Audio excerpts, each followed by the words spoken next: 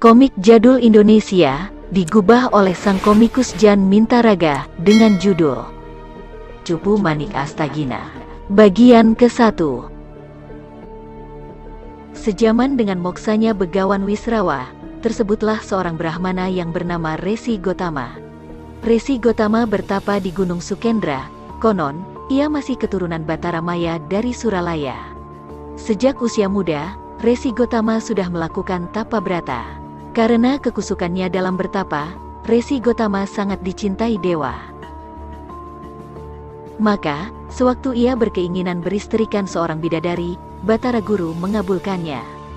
Kemudian, diturunkanlah seorang Hapsari, bidadari yang bernama Retno Windradi atau Indradi ke Arca pada. Dewi Indradi adalah salah seorang bidadari tercantik di Suralaya. Sesudah diperistri oleh Resi Gotama, ia tinggal bersama suaminya di Bukit Sukendra. Dewi Indradi yang telah bersuamikan seorang Brahmana, mau tidak mau juga harus mengikuti cara hidup suaminya sebagai Brahmana. Karena hidup sebagai pertapa, sifat-sifat dan gayanya sebagai seorang bidadari mulai lenyap.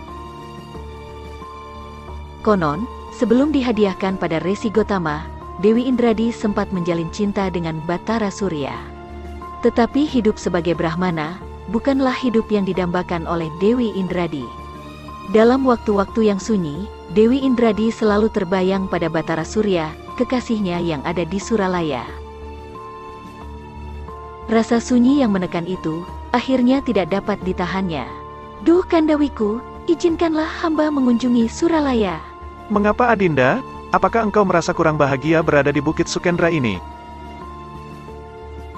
"Bukan begitu Kanda, tetapi hamba merasa rindu pada teman-teman bermain hamba semasa kanak-kanak, kaum Hapsari yang lain. Izinkanlah Kanda, tak akan lama sesudah rasa rindu hamba terobati, hamba akan segera kembali ke Bukit Sukendra." Tanpa rasa curiga sedikitpun, Resi Gotama mengizinkan istrinya pergi ke Suralaya. Dengan gembira, Dewi Indradi terbang ke Suralaya. Tetapi setiba di Suralaya, bukan pada sesama bidadari Dewi Indradi melepaskan rasa rindunya, tetapi pada Batara Surya, kekasih di masa remajanya. Dewi Indradi telah berbuat serong dan berkhianat pada suaminya. Sesudah rasa rindunya pada Batara Surya berkurang, Dewi Indradi kembali ke Bukit Sukendra menemui suaminya kembali. Kegembiraan istrinya telah membuat Resi Gotama bergembira pula. Tetapi, apabila suatu saat Dewi Indradi dirundung rasa sepi, ia minta izin pula pada suaminya pergi ke Suralaya dengan dalih yang sama. Penyelewengan pun berlanjut, bahkan sampai Dewi Indradi dan Resi Gotama beroleh putra 3 orang. Sejauh itu, Resi Gotama tidak pernah menduga kalau istrinya telah berkhianat padanya dengan demikian hebat. Anak pertama mereka, seorang putri bernama Retno Anjani berparas sangat cantik. Bertubuh tinggi semampai sempurna seperti ibunya, berwajah cemerlang bak bulan purnama. Nyata benar dia seorang keturunan bidadari dari Kayangan. Anak kedua dan ketiga, keduanya laki-laki, bernama Subali dan Sugriwa, sama-sama tampan dan sama-sama mahir dalam olah keprajuritan dan memiliki keberanian luar biasa dalam pertempuran. Sebagai putra-putri seorang pertapa, mereka mengikuti jejak sang ayah, kuat bersemedi, khusyuk melakukan patiraga sejak masih kanak-kanak hingga dewasa, untuk mendapatkan puncak kesempurnaan dalam hal olah keprajuritan.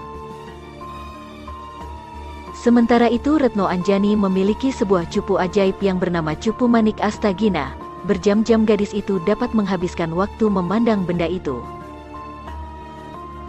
Konon, cupu itu memiliki khasiat luar biasa, apapun yang diminta oleh pemiliknya, akan keluar dari cupu itu. Benda itu juga memiliki keistimewaan yang lain. Segala macam benda yang ada di atas dunia ini dapat dilihat di dalam cupu, seperti ganasnya ombak samudra, indahnya angkasa raya, bahkan juga swarga loka. Perihal Anjani memiliki benda ajaib itu tidak diketahui oleh kedua adiknya. Cupu Manik Astagina adalah pemberian Dewi Indradi ibunya. Dewi Indradi memperoleh benda itu dari Batara Surya, sebagai benda kenangan sebagai layaknya 2 orang yang berkasihan. Ketika memberikan benda itu pada anak perempuannya, Dewi Indradi sudah berpesan wanti-wanti. Tetapi, hal ini jangan sampai diketahui Ramamu atau kedua adikmu, ibu bisa celaka. Deni Anjani ingat benar apa yang dipesankan ibunya, tetapi hal itu diketahui oleh Jembawan, panakawan mereka. Hei, apa yang dilakukan oleh Retno Anjani itu? Kadang-kadang kulihat dia sering tertawa dan tersenyum-senyum sendiri. Hal itu kemudian menjadi awal malapetaka, ketika Jembawan menceritakannya pada Subali Sugriwa. Raden, tampaknya Ramanda Begawan pilih kasih dalam melahirkan kasih sayang terhadap putra-putrinya. Mengapa kau berpendapat demikian, Paman Jembawan? Paman melihat Ni Dewi Retno Anjani memiliki benda ajaib, entah benda apa, tetapi pasti menarik. Dia tampaknya sangat senang memiliki benda itu pastilah pemberian Ramanda Begawan. Hai Paman Jembawan, benarkah yang kau katakan itu? Mestikah hamba berdusta Raden? Hamba rasa, sebaiknya Raden berdua menanyakan pada Resi Gotama. Subali dan Sugriwa termakan oleh kata-kata Jembawan.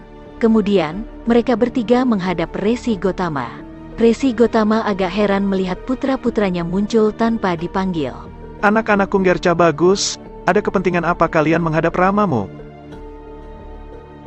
Subali dan Sugriwa saling pandang sejenak, kemudian Subali berdatang sembah. Ampuni kami Rama Begawan, sesungguhnya lah Ananda tengah merasa gundah, seolah-olah kami berdua ini hanyalah putra-putra tiri Ramanda. Sang Begawan tertegun. Jagat Dewa Batara, mengapa engkau berpendapat demikian anakku? Rasanya, ayahmu tidak pernah membedakan antara anak satu dengan yang lain. Ramanda telah memberi sebuah benda pusaka pada Ayunda Anjani, sedangkan kami, putra-putra lelaki tidak beroleh apa-apa. Ramanda sudah bersikap tidak adil. Resi Gotama semakin terperangah, namun belum sempat ia bicara, Sugriwa sudah memotongnya pula. Benar Ramanda Begawan, sesungguhnya apakah dosa kami? Kalau Ramanda tidak sudi mengakui kami sebagai anak, lebih baik bunuhlah saja kami berdua ini. Resi Gotama semakin terkejut, jelas persoalan itu bukan sebuah persoalan enteng. Tetapi, sebagai seorang Brahmana, Gotama masih bisa bersikap tenang. Tenanglah anak-anakku, sesungguhnya lah Ramanda tidak pernah memberikan pusaka apapun pada kakakmu Anjani, seperti yang kau katakan itu. Apakah kalian pernah melihat wujud pusaka itu? Belum Ramanda, tetapi Paman Jembawanlah yang melihatnya. Dialah yang memberitahukan hal itu pada kami. Sang Resi menengok pada Jembawan. Benarkah demikian Jembawan? Apakah kau lihat sendiri, benda macam apa itu? Benar Tuanku Begawan, tetapi akan halnya benda itu, hamba tidak tahu. Dari kejauhan, hamba hanya melihat Nini Retno Anjani memandang benda gemerlapan sambil tersenyum-senyum dan tertawa-tawa. Aku tidak pernah memberi benda seperti itu pada Anjani. Betapapun, perkara ini harus dibikin terang. Jembawan, panggillah Nini Dewi Retno Anjani datang menghadapku. Jembawan segera keluar mencari Retno Anjani. Paman Jembawan, ada keperluan apakah Rama Begawan memanggilku? Entahlah Nini Dewi, nanti bisa kau tanyakan di sana. Dewi Retno Anjani tiba di hadapan ayahnya, dan dia agak heran melihat kedua adiknya sudah hadir di sana lebih dulu. Ramanda Begawan, apakah Ramanda memanggil hamba? Benar Nanda, duduklah, ada yang hendak kutanyakan padamu. Nini Dewi, kedua adikmu telah menyangka aku memberikan sebuah benda pusaka padamu, hingga mereka menuntutku benda yang sama yang kabarnya telah kuberikan padamu itu. Katakanlah yang sebenarnya anakku, dari mana benda itu kau peroleh? Bawalah benda itu padaku. Aku ingin melihatnya. Jantung Anjani rasa berhenti berdetak, wajahnya pucat dan bibirnya gemetar. Ramanda Begawan, kedua adik ini sudah berbohong pada ayah. Mereka telah mengutarakan hal-hal yang tidak benar di hadapan ayah. Hamba tidak memiliki benda apapun yang luar biasa. Dan kalian serasa sudah gila. Kalian ternyata pandai membual dengan menceritakan hal yang tidak-tidak di hadapan Ramanda Begawan. Melihat kegugupan Dewi Anjani, Resi Gotama sudah arif bahwa kedatangan Subali Sugriwa ke hadapannya cukup beralasan. Namun sang Resi masih tak tahu apa sebab Anjani mangkir keras. Yunda Anjani tidak perlu berbohong di hadapan Ramanda Resi. Akui sajalah semuanya, meski Yunda tutup-tutupi, kami berdua yakin. Benda itu memang kau miliki, tetapi kami tak tahu, dari mana kau mendapatkannya. Retno Anjani bangkit dan menghardik semakin bengis. Kalian berdua sudah sama-sama semakin sinting. Kalau kau yakin aku memiliki benda omong kosong itu, ambillah buatmu berdua. Aku tak tahu, sesungguhnya kalian punya maksud apa, menyebar fitnah di hadapan Rama Begawan. Pertengkaran semakin meningkat, mendadak Resi Gotama membentak dengan suara menggeledek. Diam semua. Ketiga remaja itu diam seketika. Wajah mereka pucat, Jembawan juga ikut pucat, belum pernah selamanya sang Resi tampak demikian murka. Kalian ini sudah melupakan tata krama, tak ubahnya bagai kaum Diu. Tidakkah kalian sadari, kalian ini tengah berhadapan dengan siapa? Anjani dan adik-adiknya tertunduk, mereka semakin ketakutan. Nah anak-anakku bertiga, dengarlah, siapa di antara engkau bertiga yang ternyata berdusta? Aku sebagai ayah akan menjatuhkan kutuk padamu. Hancur lumatlah tubuhmu, atau engkau akan mengalami hidup tidak selayaknya sebagai manusia di Arcapada ini.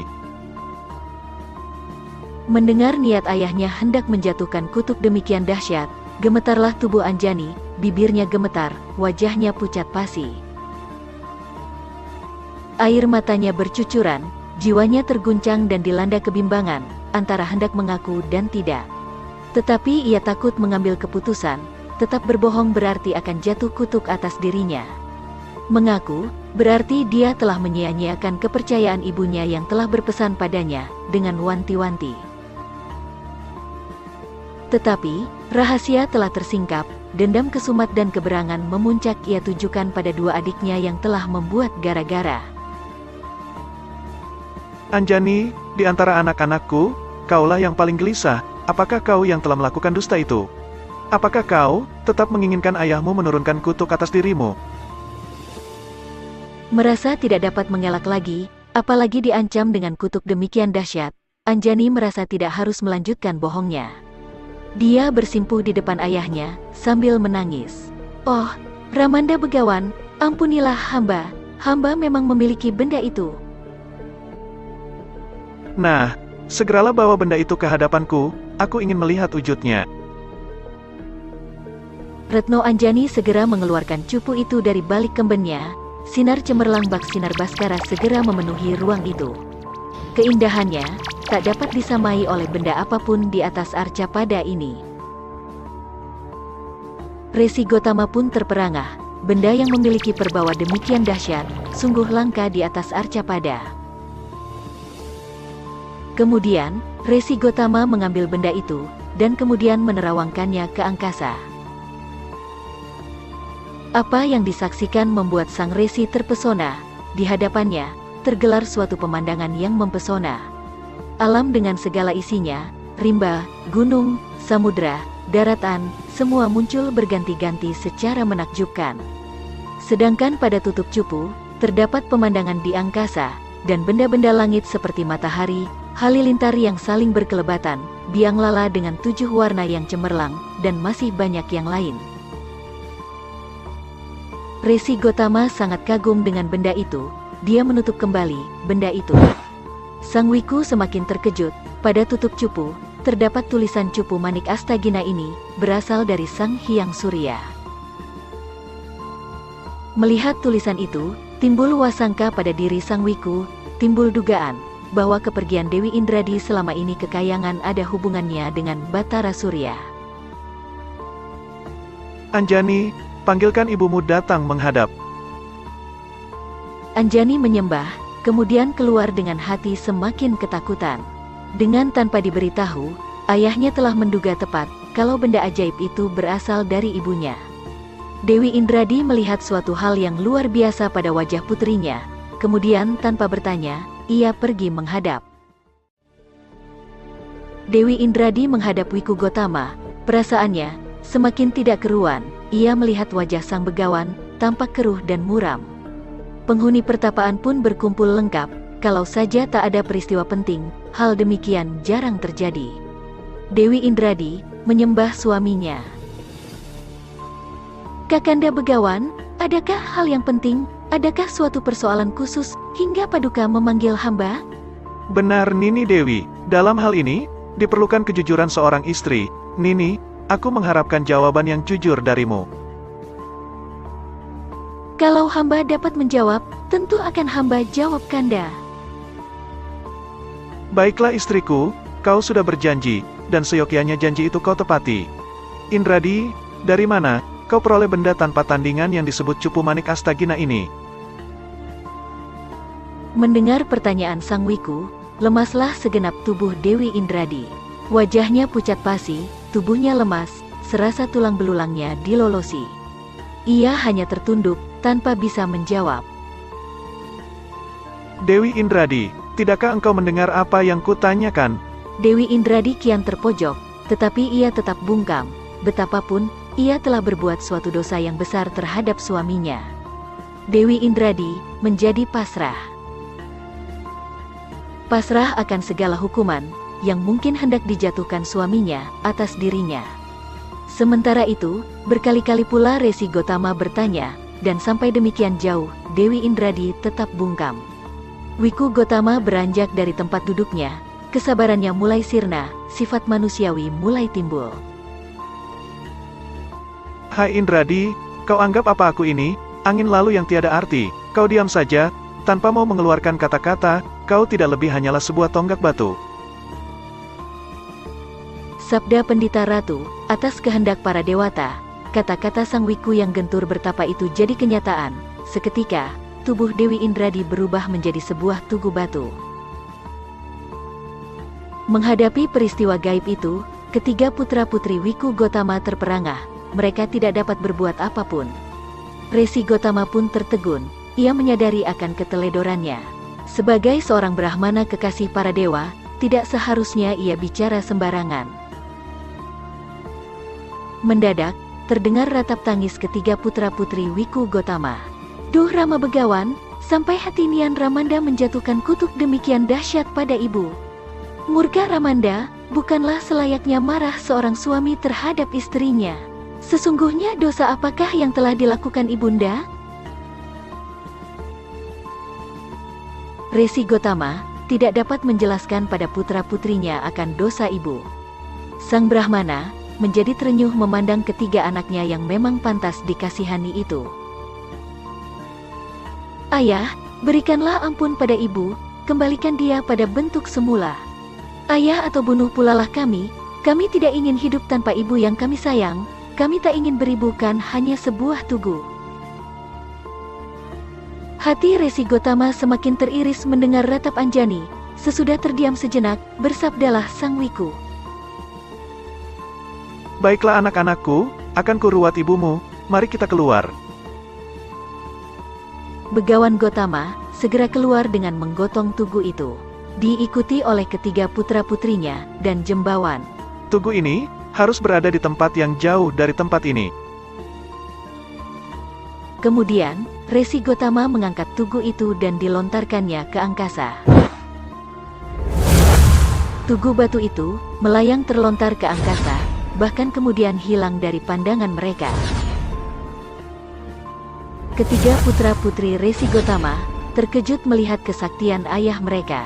Sugriwa, Subali dan Anjani hanya bisa melihat saja tugu batu itu menghilang di angkasa, dengan hati tersayat. Demikian dahsyatnya kekuatan Resi Gotama, tugu batu jelmaan Dewi Indradi itu terlontar jauh ke angkasa.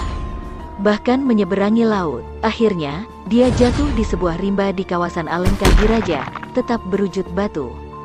Tugu batu itu kemudian bertahun-tahun berada di sana, menunggu nasib dalam kesunyiannya.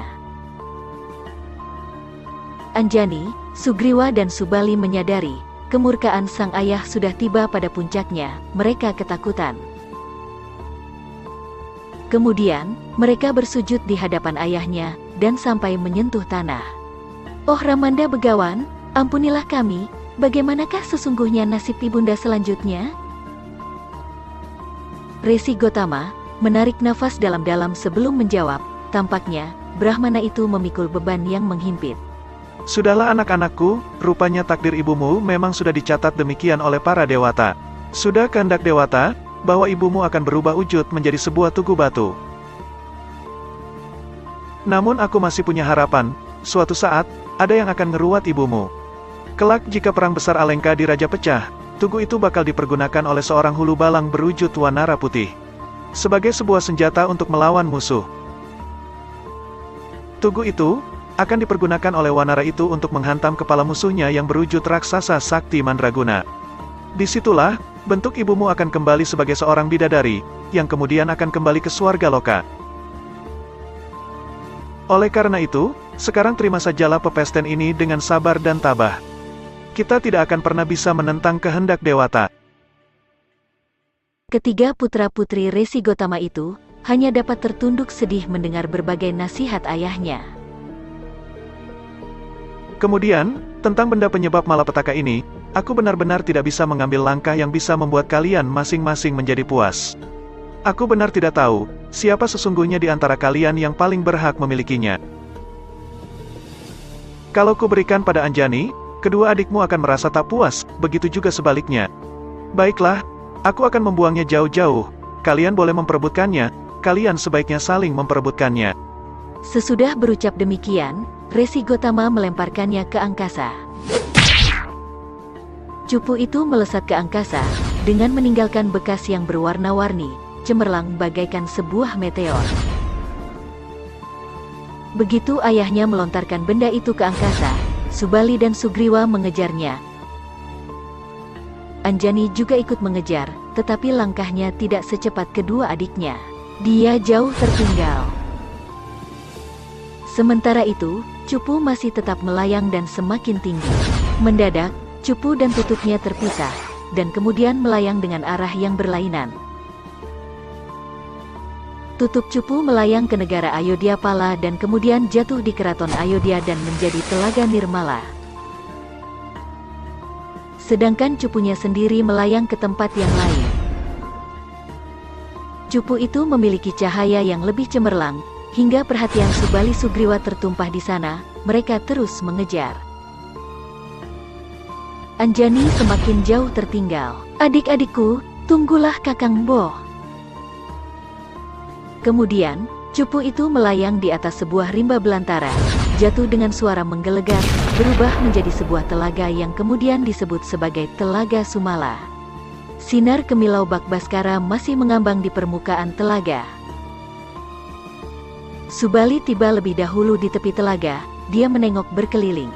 Hei, di mana benda itu jatuh? Apakah tercebur ke dalam telaga ini? Kemudian, dilihatnya sinar kemilau di atas telaga. Benar, Cupu itu pasti jatuh masuk ke dalam telaga ini. Sinarnya masih tampak di permukaan. Tanpa pikir panjang, Subali segera terjun ke telaga. Tidak berapa lama, Sugriwa pun tiba di tepi telaga. Dia melihat Subali terjun ke dalam telaga. Bisa jadi Cupu itu jatuh ke dalam telaga ini. Kakang Subali tentu melihatnya tadi, dan sudah mengejarnya masuk ke dalam telaga. Mudah-mudahan, dia belum menemukannya. Mereka langsung menyelam ke dasar telaga, berusaha menemukan Cupu Manik Astagina. Dasar telaga itu terang benderang bagaikan daratan. Tetapi tanpa mereka sadari, terjadi perubahan pada diri mereka. Sekujur tubuh mereka ditumbuhi bulu wajah, mereka pun berubah. Sugriwa dan Subali, kedua ksatria tampan itu telah berubah wujud menjadi wanara, kera. Keadaan itu tidak mereka sadari, mereka tetap meneruskan mencari benda yang mereka kejar. Bersambung ke bagian 2.